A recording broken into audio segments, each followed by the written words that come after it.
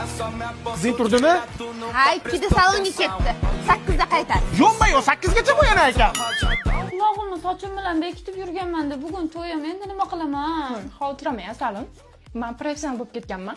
Qulog'ingizda superkala bilan yopishtirib qo'yamiz.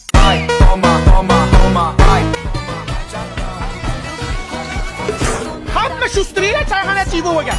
Aytda chollarga osh kirganda qoshiq kirmagan.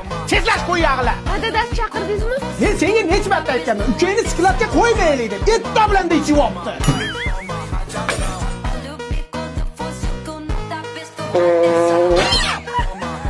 Amin. Avullama. Borgan joyingga toshdek qol. Qo'shganing bilan qo'sha qaring.